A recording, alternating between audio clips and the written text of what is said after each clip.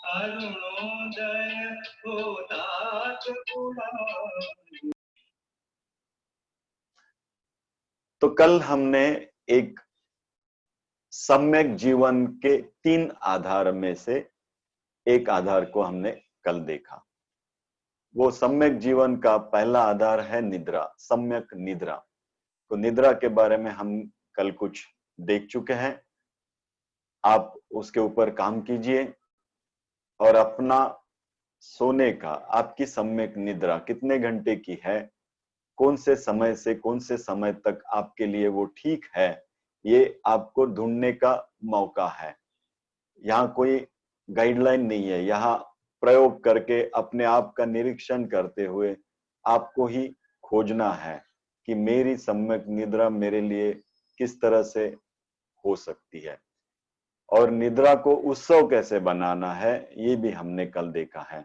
ये तीनों जो हम देखने जा रहे हैं, ये तीनों देखने के बाद इसे कैसे इस्तेमाल करेंगे, इसके ऊपर भी मैं आपको बताऊंगा। अभी हम आज दूसरा सम्यक जीवन के आधार के बारे में बात करेंगे। सम्यक जीवन का दूसरा आधार है सम्यक श्रम। सम्यक श्रम, इसके बारे में थोड़ा सा जान लेते हैं।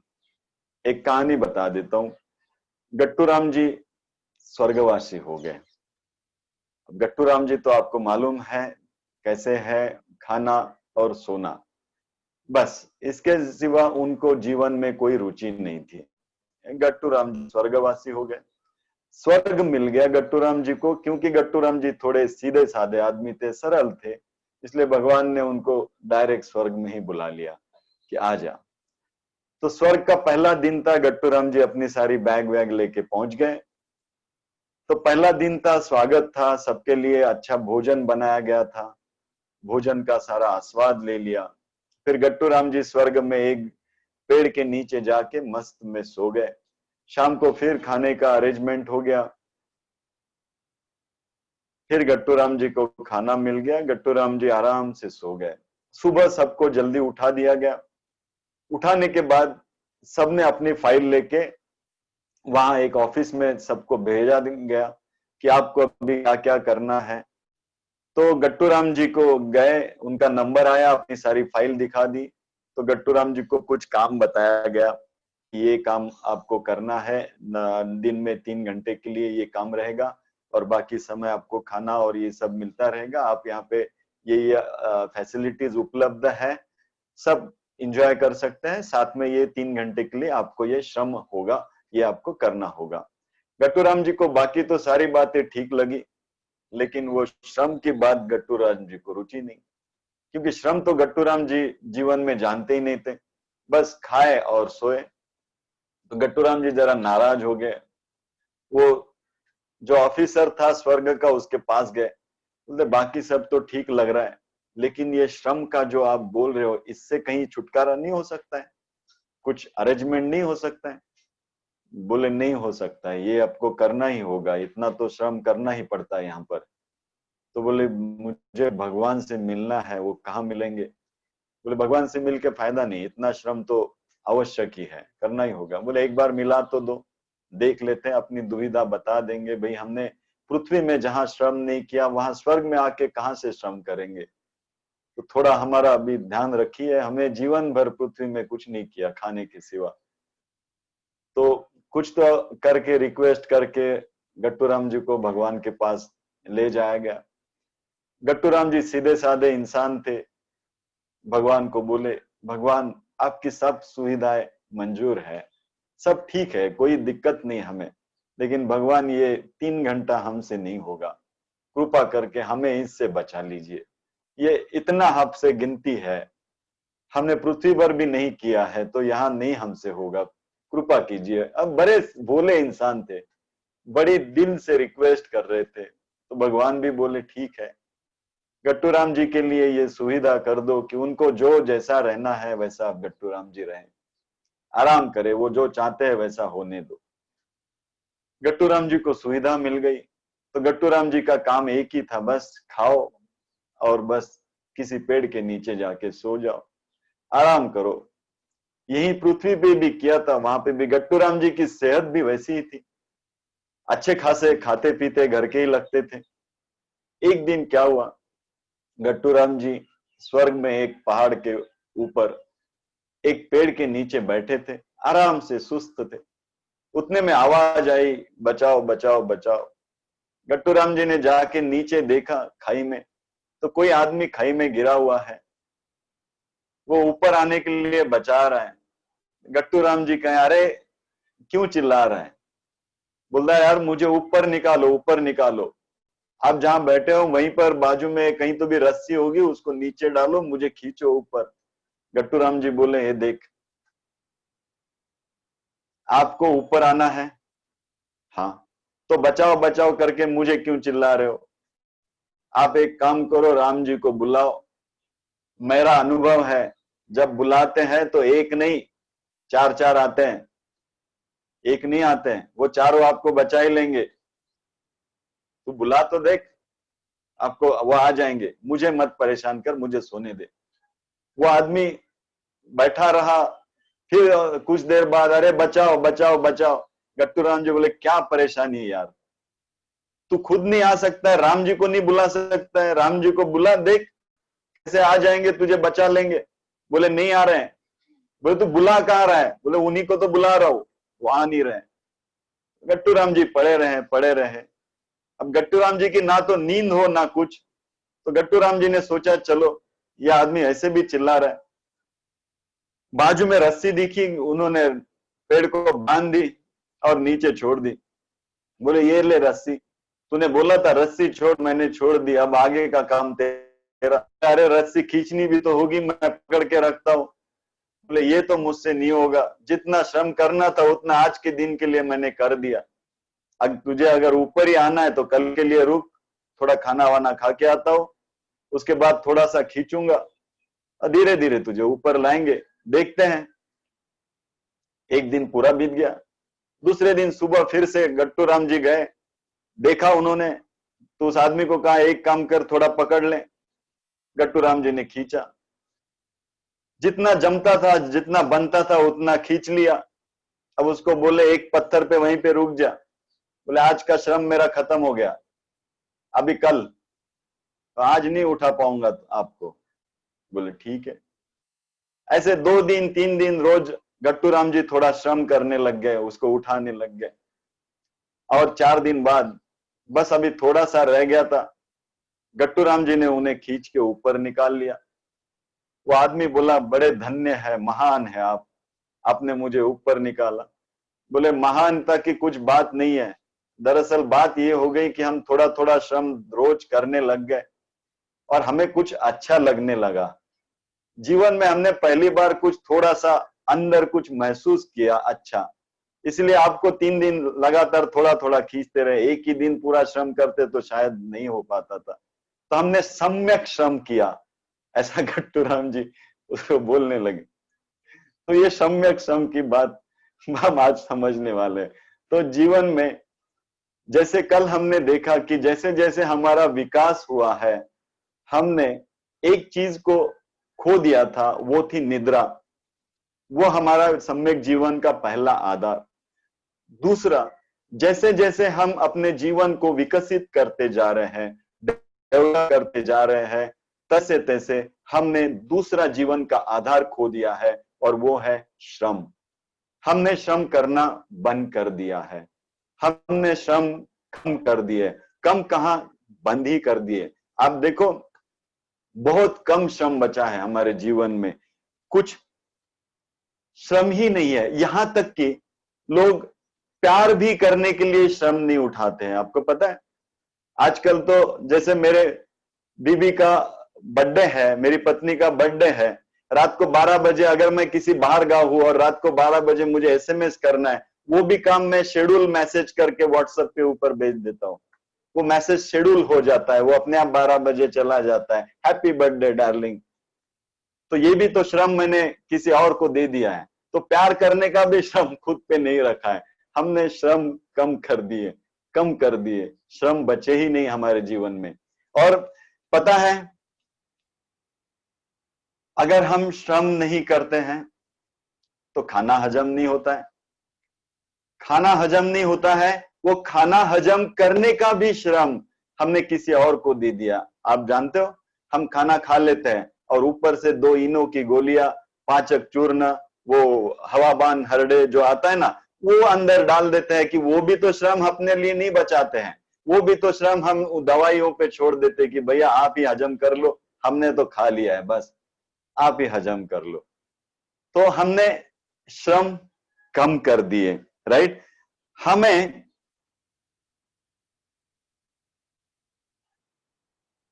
जीवन में ऐसा हो गया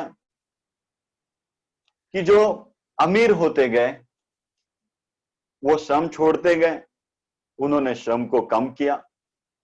जो गरीब होते हैं, जो योगी थे, योगी, उन्होंने भी श्रम को छोड़ा।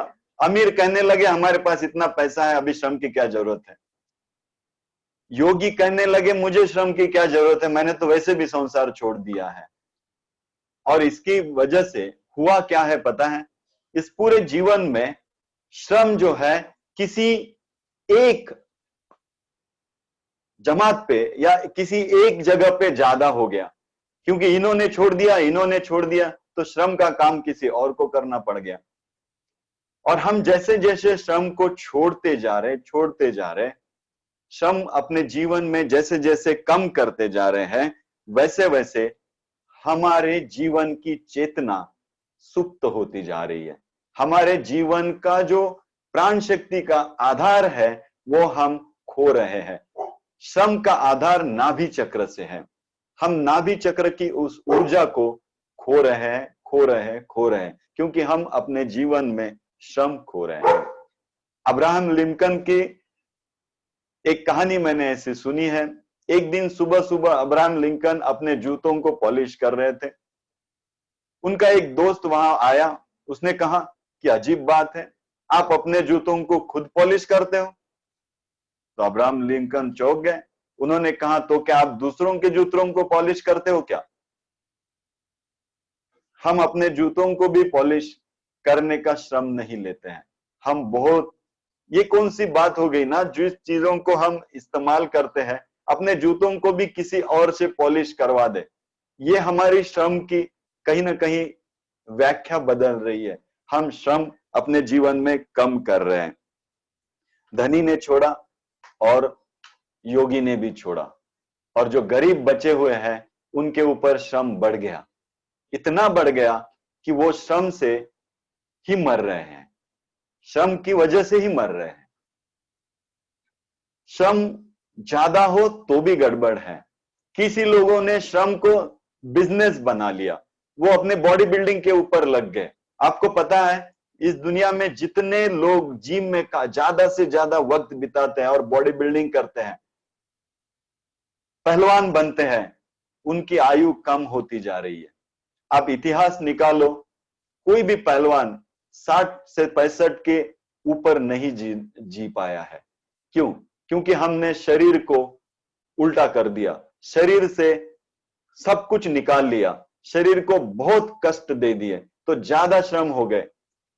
एक जगह हम ज्यादा श्रम कर रहे हैं, वहां पे भी हम शरीर से हाथ धो बैठ रहे हैं, शरीर की चेतना से हाथ धो रहे हैं। जितना आप जिम में जाओगे आप देखना आपके शरीर की चेतना और कम होती जाती है। जितना श्रम ज्यादा कर लेंगे वैसे भी शरीर में चेतना कम हो जाती है, वो भावना शून्य हो जाते हैं, वो जीना बंद कर लेते हैं। जितना श्रम अपने शरीर से करेंगे उतना बुद्धि से मंद होने लगते हैं, ये भी आपने देखा होगा। दूसरा, श्रम ना करें तो भी जीवन में गड़बड़ है, हम शरीर की व्यवस्था को ही खो देते हैं, शरीर की पूरी व्यवस्था बिगड़ जाती है। सम्यक श्रम ये हमारे जीवन का आधार होना है। देखो, अगर हम श्रम नहीं करते हैं तो जीवन की जो ऊर्जा है वो ऊर्जा हमारे जीवन में विध्वंस लाती है। आप देखना, अगर बच्चों को पूरी तरह से खेलने नहीं दिया जाए, उनका श्रम ना हो, तो वो अपनी सारी ऊर्जा विध्वंस करने में लगा देती है, किसी को मारने में लगा देती है, खिलौने तोड़ने में लगा देती है, विध्वंस करते हैं, लड़ने में लगा देती है। अगर आपकी ऊर्जा श्रम में ना जाए तो आपकी ऊर्जा, अगर उत्पादक ना बने तो आपकी ऊर्जा आप विध्वंसक बनाते हो। श्रम जीवन में जरूरी है। श्रम हमारे जीवन का आधार है, हमारी चेतना का आधार है। अगर चेतना को हमारे शरीर में जागरूक रखना है तो श्रम अपने जीवन में होना चाहिए। हम अपने बच्चों से श्रम छीन लेते हैं। आप देखना, शुरू के दिनों में बच्चों को हम इतना संभालते हैं कि उन्हें श्रम नहीं करने देते हैं। बच्चा चलने लगता है तो भी हम उसके हाथ पकड़ते हैं। बच्चा कहीं कुछ करने जाता है तो अब हम उसे सपोर्ट देते हैं। हम उसे कम से कम श्रम में रखते हैं और फिर चाहते हैं कि बच्चों बाद में जब 12 साल के आगे बच्चे चले जाएं तो उनसे हम श्रम करवाते हैं। शारीरिक श्रम हमने उनसे छीन लिया और मस्तिष्क का श्रम उनसे बढ़ा लिया। तो मस्तिष्क विकसित हो जा रहा है और शरीर का जो श्रम है वो कम होते जा रहा है। मैं एक बात बताऊंगा। एक बार मैं एक बच्चों के कैंप में था, मनाली में थे हम। देव तिब्बा के लिए हमारा कैंपिंग था, 2 दिन का कैंप था। एक बच्चा था, मेरे ख्याल से 12 या 13 साल की उम्र होगी। वो अमीर घर का था, श्रम नहीं जानता था। माँ बाप ने उससे श्रम छीन ही लिया था, श्रम की कोई जरूरत ही नहीं पड़ी। तो वो पूरी तरह से गैजेट के साथ रहता था, हमेशा मोबाइल या फिर कोई ना कोई गैजेट, कोई ना कोई गेम, यही उसके जीवन की क्या बोलते एक लाइफस्टाइल बन गई थी। माँ बाप ने उसे मेरे कैंप में भेज दिया। कैंप में आया, वो इसीलिए भेजा कि माँ बाप को मालूम था, उन्होंने मुझे बोल के भी रखा था कि ये बहुत गैजेट्स इस्तेमाल करता है और आपके कैंप में गैजेट्स का अलाउड ही नहीं है। पूरे गैजेट्स बंद करके ही आप बच्चों को लेके जाते हो, कोई फोन कुछ भी अलाउड नहीं होता है। इसीलिए मैं आपके साथ भेजो, 14 दिन का आपका कैंप है, शायद ये कुछ ठीक हो जाए। कैंप शुरू हो गया। मनाली में हम देव तिब्बा के लिए निकले थे। आधे रास्ते पे आए, पहले ही दिन के ट्रेकिंग में ये बच्चा काम से गया। इसका वजन भी ज्यादा था, गैजेट्स भी नहीं मिले थे और इसको श्रम मालूम नहीं थे। ये रोने लग गया, बैठ गया, बोला गुरुजी मैं नहीं चल पाऊंगा, मुझे आप वापस ले चलो। मैंने उसको कहा देख, मैं कैंप में ऐसी जगह लेके आता हूं जहां से एक तो मेरे साथ चलना पड़ता है या फिर वापस जाने का कोई चांस नहीं होता है। यहीं पे बैठे रहना पड़ेगा 2 दिन हम वापस आने तक, और यहाँ पे कुछ भी नहीं है। तूने देखा होगा हम कितना चढ़ के आए, पूरी तरह चारों ओर बर्फ है, तो यहाँ पे रुक भी नहीं पाएगा। एक तो वापस जाने का कोई चांस नहीं है और यहाँ रुकने का कोई चांस नहीं है। तुझे एक ही चांस है मेरे साथ चलने का, दूसरा तेरे पास कोई ऑप्शन नहीं है। अब मरता क्या न करता, मेरे साथ बेचारा चलने लग गया। एक समय आया कि उसके दिमाग में जो बिना श्रम का जो पार्ट था वो निकल के वो अपने आप को उसने छोड़ दिया। और एक समय मैं बहुत खुश हो गया जब हम लास्ट डेस्टिनेशन पे पहले दिन के उस देव तिब्बा के बेस कैंप में पहुंचे तो नाचने लगा वो बच्चा। उसके अंदर की जो सुप्त चेतना थी, जो श्रम की वजह से दबी हुई थी, वो चेतना जागृत हो गई। वो कैंप में पहुंचते ही नाचने लग गया। बोला गुरुजी मैंने अपने जीवन में ऐसा अनुभव कभी नहीं लिया है। मैंने कहा कि ऐसा श्रम भी तो तूने कभी नहीं किया। ये श्रम हमें इस चेतना को जगाता है, श्रम आवश्यक है। अब ये श्रम जो है सम्यक श्रम, ज्यादा भी नहीं और कम भी नहीं। इसके कुछ सूत्र जान लीजिए। हम अपने घर में छोटे छोटे श्रम करना शुरू करें। छोटी छोटी बातें होती है, अपना स्वयं, जैसे मैंने परसों के सत्संग में भी बताया कि छोटे छोटे जो श्रम है वो खुद करना सीख लीजिए। शरीर को कहीं ना कहीं हिलना चाहिए, शरीर से कहीं ना कहीं पसीना निकलना चाहिए, गर्मी से नहीं श्रम से। गर्मी में बैठ के पसीना मत निकालो। हम सोनाबाद जाते हैं और वो गर्मी शुरू करते हैं और पसीना निकालते हैं, वो पसीने का वैसे कोई मतलब नहीं है। पसीना श्रम से निकालो। तो कम से कम दिन में आधा घंटा या 40 मिनट्स के लिए आप ऐसा श्रम करें जिससे पसीना निकले।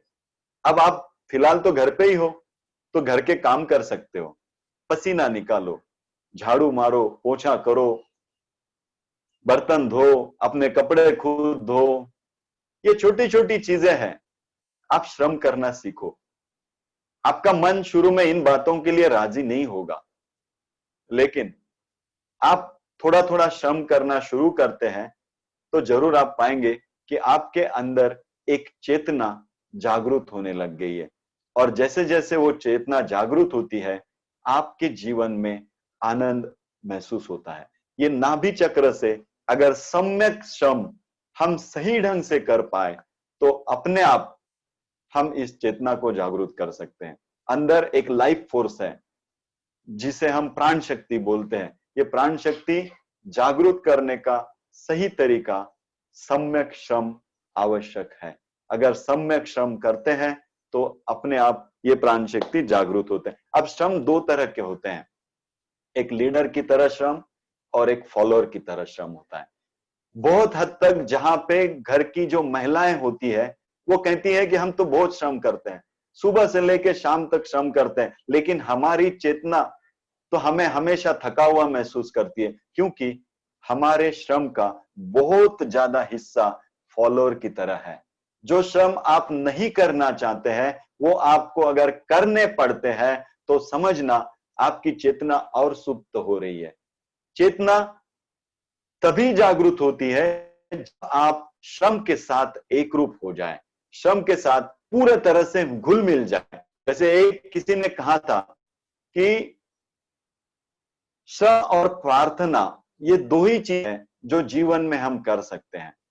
अगर श्रम ही प्रार्थना बन जाए तो, मैं आपको कह रहा हूं इस ध्यान देना इस वाक्य की तरफ, अगर श्रम ही मेरे जीवन की प्रार्थना बन जाए, मतलब क्या है, मैं लीडर जो भी श्रम करूं लीडर की तरह करूं, जो मुझे अच्छा लगता है वो श्रम करूं, या फिर मैं अपने श्रम के साथ एक रूप हो जाऊं। ऐसे नहीं कि मुझे करना पड़ रहा है, श्रम क्या करूं, करना पड़ रहा है, जीवन है, इन सब लोगों को खाना खिलाना है, बर्तन पड़े हैं, मैं घर में हूं, करना पड़ रहा है, करना पड़ रहा है, करना पड़ रहा है। और इस श्रम से, जो करना पड़ रहा है, इस श्रम से आप वो सम्यक श्रम कभी नहीं महसूस कर पाएंगे। वो जो चेतना का जागरण है वो कभी नहीं महसूस कर पाएंगे। आपको सम्यक श्रम करने हैं तो लीडर की तरह करने पड़ेंगे। मतलब जो आप मस्त होके करें, जो श्रम ही आपके लिए प्रार्थना बन जाए, वो श्रम अगर आप करना शुरू कर दें तो आपके जीवन में आप सम्यक श्रम अच्छे से कर पाएंगे।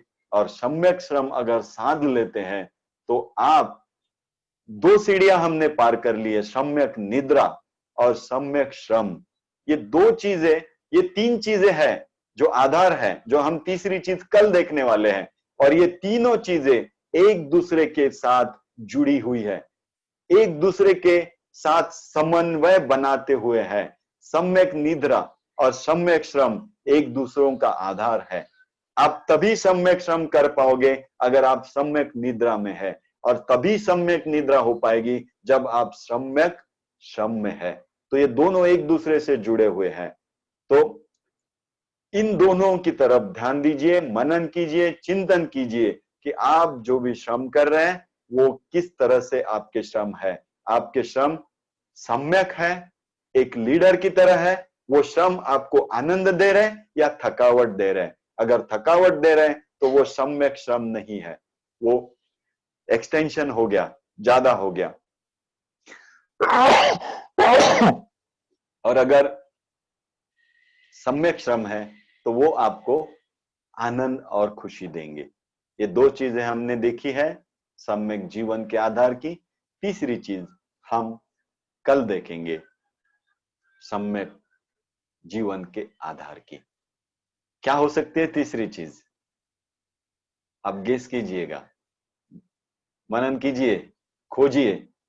तीसरी चीज, अगर ये तीन चीजें मिल गई आपको और सम्यकता से आपके जीवन में उतर गई तो मैं आपको पक्का बता दूंगा कि आपके जीवन में स्वास्थ्य, आनंद, शांति, ये सब परिपूर्ण उपलब्ध हो जाएगा। परिपूर्ण। आज के लिए यहीं रुकेंगे। चिंतन कीजिए, मनन कीजिए, काम तो वैसे कुछ भी नहीं है। श्रम भी कीजिए, सम्यक सम्यक चिंतन भी कीजिए।